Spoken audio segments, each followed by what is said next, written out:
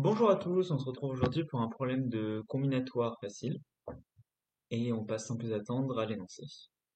Donc tout d'abord une petite notation, on va noter k parmi n, donc par ce symbole un petit peu spécial ici, le nombre de manières de choisir k éléments parmi n sans se soucier de l'ordre.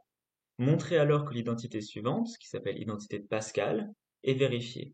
C'est-à-dire que k parmi n plus k plus 1 parmi n égale k plus 1 parmi n plus 1. Donc sous la condition que k plus 1 est plus petit que n et que k est plus grand que 0. Cette identité, elle est aussi vraie si on étend un petit peu la notion de coefficient binaire. Je vous conseille de chercher à peu près cet exercice 10 minutes. On se retrouve maintenant pour un petit indice. Donc l'indice, c'est essayer de comprendre ce que l'expression veut dire. C'est-à-dire qu'on a une somme et essayer de comprendre ce qu'en fait on nous demande de démontrer en termes d'ensemble et de sous-ensemble. On va maintenant passer à la solution. Donc, on va tout d'abord commencer par expliquer un petit peu plus ce que veut dire l'indication.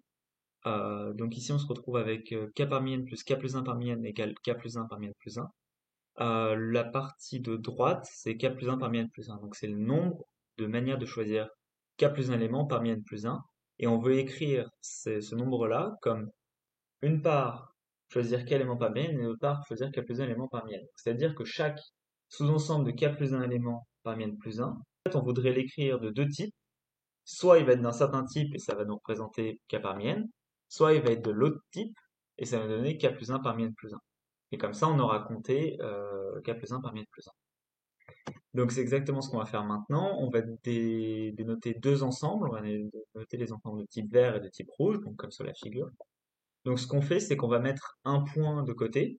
C'est le point n plus 1, enfin, l'objet n plus 1. Et on va regarder les ensembles verts. Les ensembles verts, donc c'est des ensembles de taille k plus 1 qui ne contiennent pas n plus 1. Et les ensembles rouges, c'est des ensembles de taille k plus 1 qui contiennent n plus 1. Donc maintenant, combien est-ce qu'il y a d'ensembles de type vert? Bah, pour un ensemble de type vert, il faut prendre k éléments parmi les n éléments qui ne sont pas n plus 1. Pardon, il faut prendre k plus 1. Donc le nombre d'ensembles de type vert, c'est k plus 1 parmi n.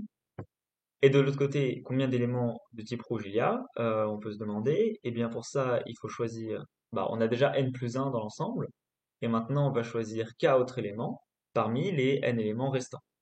Donc ça va me donner une possibilité de choix de k parmi n.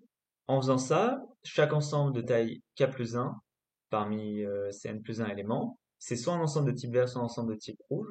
Du coup, on a bien démontré l'identité de Pascal.